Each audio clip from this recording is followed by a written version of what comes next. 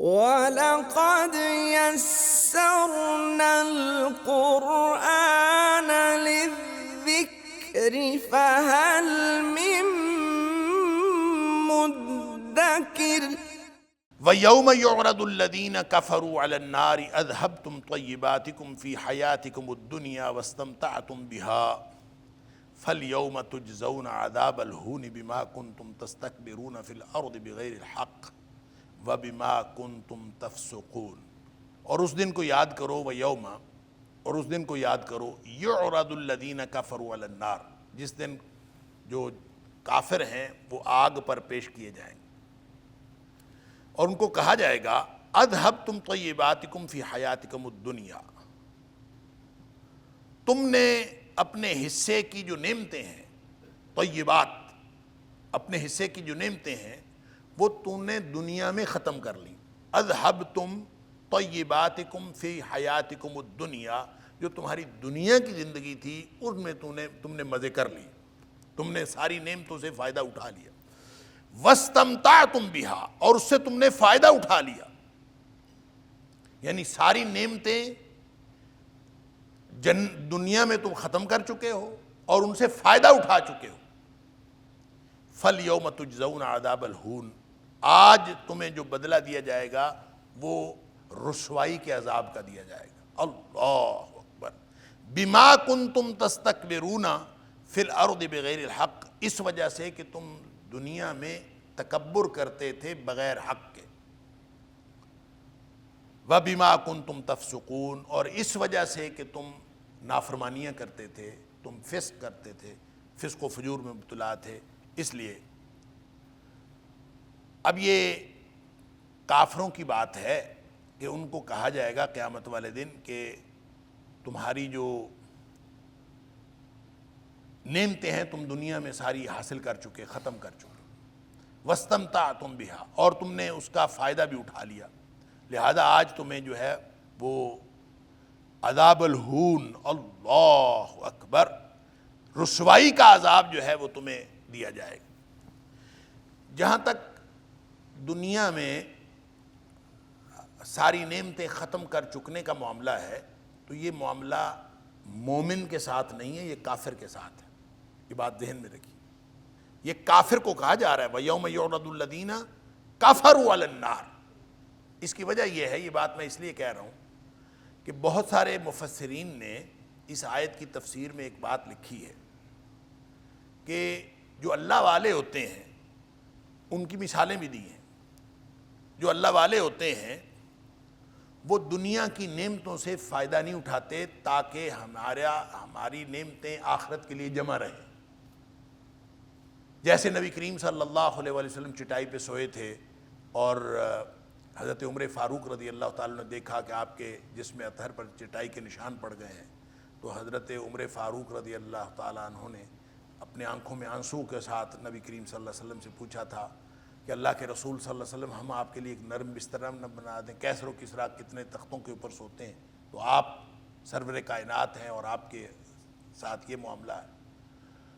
تو نبی کریم صلی اللہ علیہ وسلم نے اس کے جواب میں حضرت عمر فاروق رضی اللہ تعالیٰ کو یہ فرمایا تھا کہ عمر، تو اس بات پر راضی نہیں ہے کہ ان کے لیے دنیا ہو اور ہمارے لیے آخرت ہو؟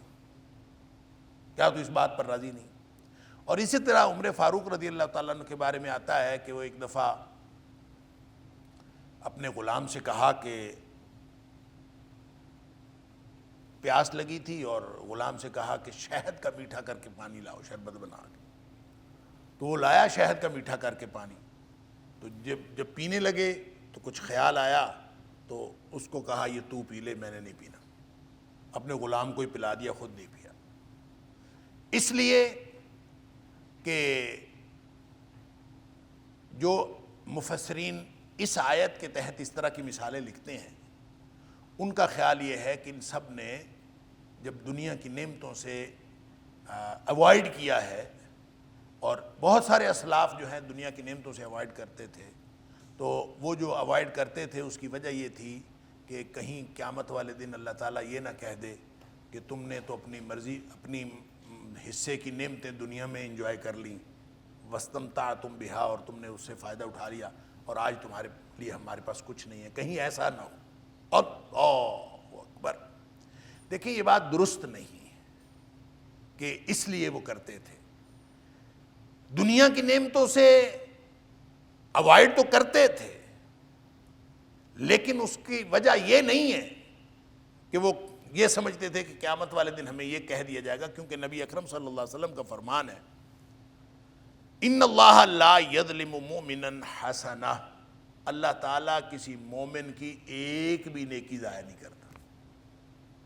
اس نے دنیا میں نیکی کی ہے، وہ ایک بھی نیکی ضائع نہیں. اب سن لیجئے، یعطا بہا فی الدنیا ویجزا بہا فی الآخرہ، اس نیکی کا بدلہ دنیا میں بھی اس کو مل جاتا ہے، ویجزا بہا فی الآخرہ، اور آخرت میں بھی اس کا بدلہ اس کو مل جاتا ہے. یعنی دنیا میں بھی اس کا فائدہ ہوتا ہے. نیکی کرنے والے کو دنیا میں بھی فائدہ ہوتا ہے، لیکن اصل بدلہ آخرت میں ملتا ہے. جو مومن نیکی کرتا ہے اس کو دنیا میں بھی فائدہ ہوتا ہے اور آخرت میں بھی اس کو بدلہ ملے گا. اور یہ مسلم شریف کی حدیث ہے، نبی پاک صلی اللہ علیہ وسلم فرماتے ہیں وَأَمَّا الْكَافِرُ، لیکن جو کافر ہے فَيُطْعَمُ بِحَسَنَاتِ مَا عَمِلَ بِهَا لِلَّهِ. اب وہ کافر جو ہے دو طرح کی نیکیاں کرتا ہے. ایک تو نیکی وہ کرتا ہے جو وہ اپنے کسی دنیا کے فائدے کے لیے کرتا ہے. دنیا کے فائدے کے لیے جو نیکی کرتا ہے وہ تو ویسے ہی ضائع ہے کہ وہ تو دنیا کے لیے اس نے کی. بعض کافر ایسے ہیں جو نیکی کرتے ہیں جس کے بدلے میں دنیا کا کوئی فائدہ وہ حاصل کرنا نہیں چاہ رہے ہوتے، اور وہ کس لیے کر رہے ہوتے ہیں. نبی اکرم صلی اللہ علیہ وآلہ وسلم نے فرمایا کافر بھی اللہ کے لیے نیکیاں کرتا ہے، اور وہ اللہ کے لیے نیکیاں کرتا ہے. بہت ساری خدمات سر انجام دے رہے ہوتے ہیں کافر، اور انسانی خدمات ہو رہی ہوتی ہیں، جانوروں کی خدمت ہو رہی ہوتی ہے، بہت ساری خدمت خلق ہو رہی ہوتی، کتنے کام. اور وہ اگر دنیا کے فائدے کے لیے کرتا ہے تو وہ تو فائدہ اس کو دنیا میں مل گیا، اس کا تو کوئی حیثیت ہی نہیں. البتہ جو کام اس نے اللہ کے لیے کیا ہے بِحَسَنَاتِ مَا عَمِلَ بِهَا لِلَّهِ فِي الدُّنْيَا، اس کو اللہ تعالیٰ کھلا دیتا ہے دنیا میں. جو کام اس نے اللہ کے لیے کیا ہے اس کو بھی اللہ تعالیٰ دنیا میں کھلا دیتا ہے. ہر چیز کا بدلہ اللہ تعالیٰ اس کو دنیا میں دے دیتا ہے. اس کی وجہ یہ ہے کہ آخرت اس کے پروگرام میں شامل ہی نہیں ہے، اس نے آخرت کے لیے کیا ہی نہیں. وہ اس لیے کرتا ہے، اللہ کے لیے بھی کرتا ہے، تو اس کا خیال یہ ہے کہ میں دنیا موت تک میری زندگی ہے، اور موت سے پہلے پہلے مجھے اس کا کوئی فائدہ ہو جائے، اور اس کے علاوہ اس کا کوئی اگلا کوئی پروگرام آخرت کا، آخرت پر ایمان وہ شامل نہیں ہوتا.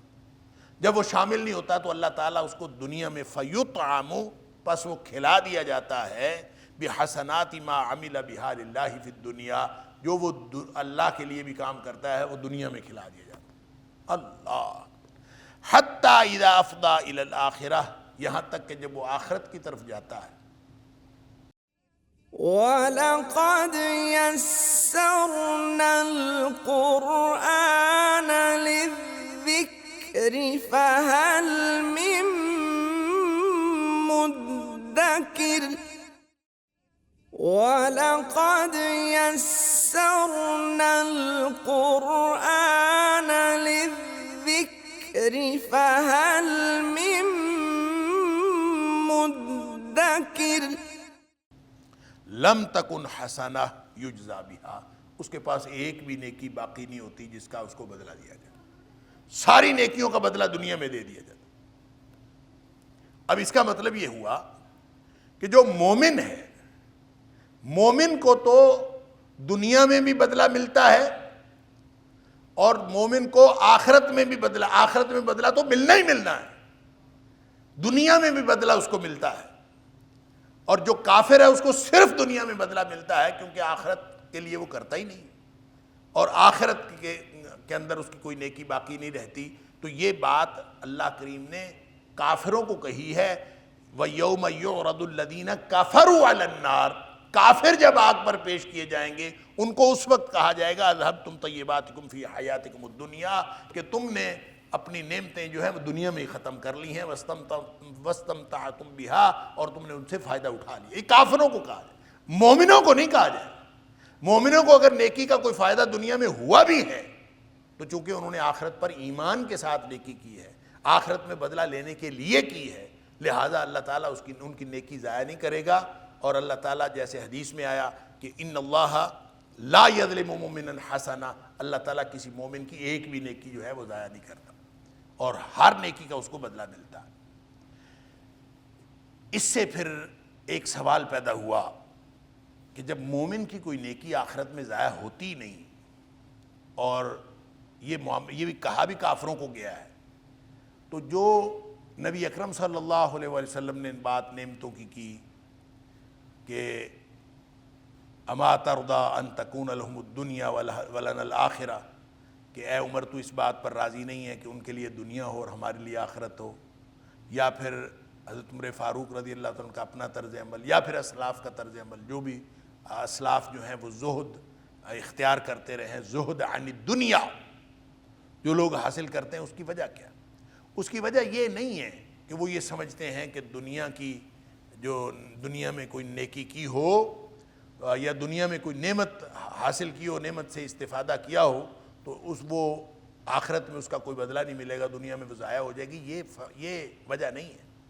وجہ یہ ہے کہ جتنے زہد و ورع والے لوگ ہیں وہ اس لیے دنیا کی چیزوں سے اوائڈ کرتے ہیں کہ کہیں ہمیں یہ دنیا کی چیزیں آخرت سے غافل نہ کر، وجہ یہ ہوتی ہے۔ اس لیے سب لوگ کرتے ہیں، جتنے اسلاف ہیں وہ دنیا کی چیزوں سے اس لیے احتراز کرتے ہیں اور دنیا کی چیزوں سے اس لیے بچتے ہیں کہ تاکہ آخرت سے یہ غافل نہ کر دے، وگرنہ جہاں تک یہ معاملہ ہے کہ نعمتیں جو ہیں وہ ساری دنیا میں جس نے کھا پی لیں تو ان کو یہ کہا جائے گا کہ تم نے دنیا میں کھا پی لیں، آخرت میں تمہارے لیے کچھ نہیں ہے، یہ کافروں کا معاملہ ہے، یہ اہل ایمان کا معاملہ نہیں ہے۔ فَالْيَوْمَ تُجْزَوْنَ عَذَابَ الْهُونِ، آج تمہیں بدلہ دیا جائے گا رسوائی کا عذاب۔ اللہ اکبر!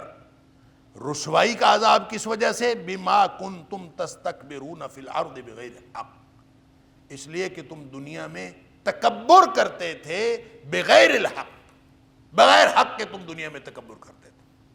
اب تکبر کرنے کا مطلب کیا ہے؟ بڑا بننا، دنیا میں بڑے بنتے پھرتے تھے۔ اور آپ کو معلوم ہے کہ نبی اکرم صلی اللہ علیہ وآلہ وسلم کا فرمان ہے، اللہ اکبر، کہ جس شخص کے دل میں رائی کے دانے کے برابر بھی تکبر ہوا وہ جنت میں نہیں جا سکتا۔ اللہ اکبر!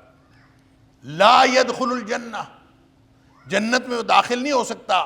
من کان فی قلبہ، جس کے دل میں رائی کے دانے کے برابر بھی کبر ہوگا وہ جنت میں داخل نہیں ہو سکتا۔ اللہ! صحابہ کرام نے پتہ کیا پوچھا؟ اللہ کے رسول صلی اللہ علیہ وسلم، ہر شخص کا دل کرتا ہے اس کے کپڑے اچھے ہوں، اس کے جوتے اچھے ہوں، ہر شخص کا دل تو یہ چاہتا ہے۔ اللہ! ان الرجل یحب، ہر شخص پسند کرتا ہے کہ اس کا ثوبہ حسنا ونعلہ حسنا، اس کے جوتے اچھے ہوں، اس کے کپڑے اچھے ہوں، ہر شخص کا دل کرتا ہے۔ تو گویا ان کے دماغ میں یہ تھا کہ شاید اچھے جوتے پہننا، اچھے کپڑے پہننا یہ شاید تکبر ہے۔ نبی اکرم صلی اللہ علیہ وآلہ وسلم نے فرمایا نہیں، یہ تکبر نہیں ہے، ان اللہ جمیل ویحب الجمال، اللہ خود سونا ہے، خوبصورت ہے، اور اللہ خوبصورت لوگوں کو اور خوبصورتی کو پسند کرتا ہے۔ لہٰذا اگر کوئی شخص اچھے صاف ستھرے نیٹ اینڈ کلین کپڑے پہنتا ہے تو یہ اللہ کو پسند ہے۔ تو پھر تکبر کیا ہے؟ فرمایا تکبر یہ ہے کہ بطر الحق، الکبر بطر الحق وغمط الناس، حق کا انکار کرنا اور لوگوں کو حقیر سمجھنا، یہ ہے تکبر۔ اب ذرا سمجھ لیجئے کہ چاہے کوئی شخص تکبر کرنے کے لیے بہت بڑے عہدے پر بیٹھا ہوا ہونا ضروری نہیں، کوئی شخص ریڑھی پر بھی بیٹھا ہو اگر وہ حق کا انکار کر رہا ہے اور لوگوں کو حقیر سمجھ رہا ہے تو وہ کبر میں مبتلا ہے، اللہ تعالیٰ معاف فرما۔ تو یہ دو نشانیاں ہیں، بطر الحق و غمط الناس۔ اب چونکہ یہ بڑا سمجھتا ہے اپنے آپ کو، اللہ اکبر، اور کوشش یہی کرتا ہے کہ میں بس بڑا لگوں اور بڑا بنوں اور لوگ مجھے بڑا سمجھیں۔ اللہ تعالیٰ نے سورہ بنی اسرائیل میں جو ہدایات دی ہیں اس میں ایک ہدایت یہ دی ہے وَلَا تَمْشِ فِي الْأَرْضِ مَرَحًا، زمین پر اکڑ کر مت چلو۔ اللہ اکبر۔ وَلَقَدْ يَسَّرْنَا الْقُرْآنَ لِلذِّكْرِ فَهَلْ مِن مُّدَّكِرٍ وَلَقَدْ يَسَّرْنَا الْقُرْآنَ لِلذِّكْرِ فَهَلْ مِن مُّدَّكِرٍ۔ اس لیے کہ زمین پر اکڑ کر چلنے سے بھی تم کیا کر لوگے؟ اِنَّكَ لَن تَخْرِقَ الْأَرْضَ وَلَن تَبْلُغَ الْجِبَالَ طُولًا، اکڑ کے چلنے کے بعد تو نہ تو زمین پھاڑ سکتا ہے اور نہ ہی تو قد میں پہاڑوں سے اونچا ہو سکتا ہے، تو پھر اکڑ کے کیوں چلنا ہے؟ اکڑ کے نہیں چلنا، منع کیا، یہ کام نہیں کرنا۔ لیکن یہ کیا کرتے ہیں؟ فرمایا فَالْيَوْمَ تُجْزَوْنَ عَذَابَ الْهُونِ، پس آج جو ہے وہ تمہیں، یعنی اس دن تم بدلہ دیے جاؤ گے عذاب الہون، رسوائی کے عذاب کا، بما کنتم تستکبرون فی الارض بغیر الحق، چونکہ تم بغیر حق کے دنیا میں تکبر کرتے تھے، لہذا آج رسوائی کا عذاب ہوگا۔ جو بڑا بنتا تھا رسوائی کا عذاب ہے۔ جس طرح کا عمل برا ہے اس کی سزا بھی اس کے مشابہ ہوتی ہے، ہر عمل کی سزا اس کے مشابہ ہوتی ہے، تو وہ چونکہ بڑا بنتا تھا اس لیے ان کو رسوائی کا عذاب دیا جائے گا۔ اللہ اکبر۔ اس کی تشریح نبی کریم صلی اللہ علیہ وسلم نے فرمائی، اللہ اکبر۔ نبی پاک صلی اللہ علیہ وسلم نے فرمایا یحشر المتکبرون یوم القیامہ، قیامت والے دن جو متکبرین ہیں نا ان کو اٹھایا جائے گا، پتہ کس طرح اٹھایا جائے گا؟ امثال الذر فی صور الرجال، ان کی شکلیں تو آدمیوں جیسی ہوں گی لیکن ان کو چیونٹیوں کی طرح اٹھایا جائے گا۔